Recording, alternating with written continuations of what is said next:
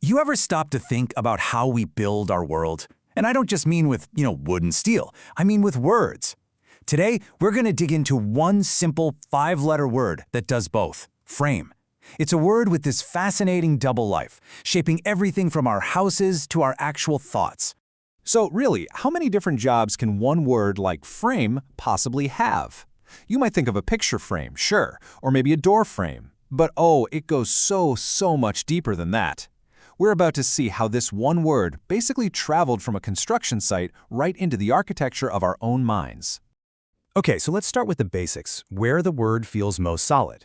We'll look at it as a noun, describing physical things, stuff you can actually see and touch. This is really the foundation for understanding everything else. Think about its most fundamental meaning. The frame of a building. It's the skeleton, right? The essential structure that holds everything else up. Without that frame, you don't get walls, you don't get a roof, you don't have a house.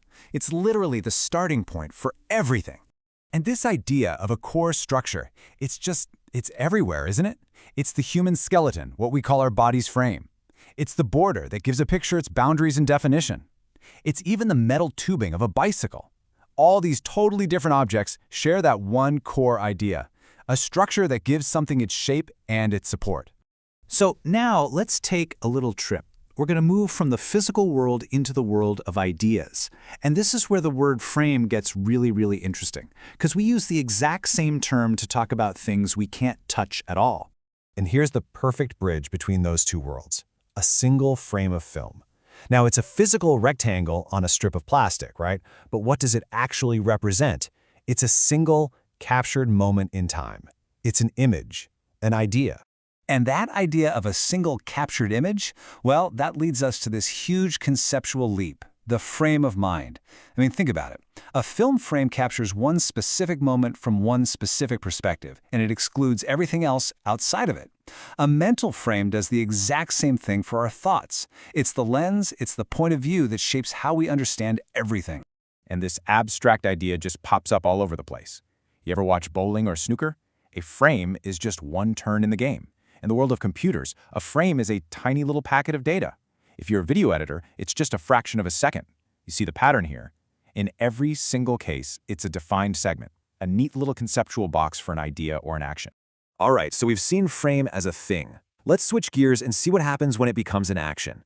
What does it mean to frame something? And again, let's start with the physical world. And no big surprise, the action mirrors the noun. To frame a house is to build its core structure. To frame a painting is to put that border around it. But think about photography for a second. When you frame a shot, you're making a conscious choice. You're deciding not just what to put in the picture, but maybe more importantly, what you're going to leave out. And that idea of deliberate exclusion, that is absolutely key. And here we go again, making that jump from the physical to the abstract. And this is maybe the most powerful use of the word frame as a verb that means to deliberately shape how people see and think about something.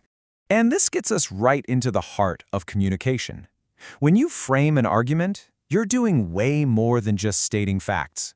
You're actually building a mental structure for someone else, carefully picking your words to guide how they interpret it. You're basically handing them the lens through which you want them to see the issue. And then there's the most sinister meaning of all: to frame someone for a crime. This is the ultimate act of building a false reality. You are literally constructing a story, planting evidence, and creating a point of view that's designed to make an innocent person look guilty. It's a pretty chilling use of the word when you think about it.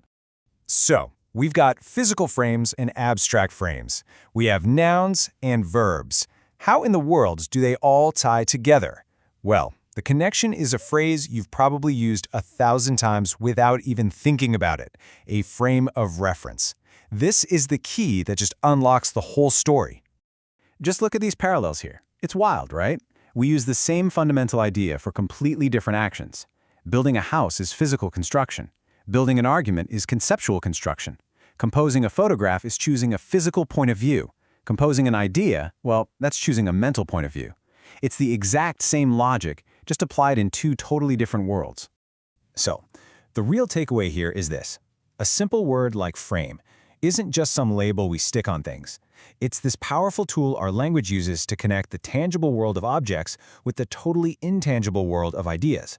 It shows us how we use the concept of structure to make sense of, well, everything. And that kind of leaves us with one final thought.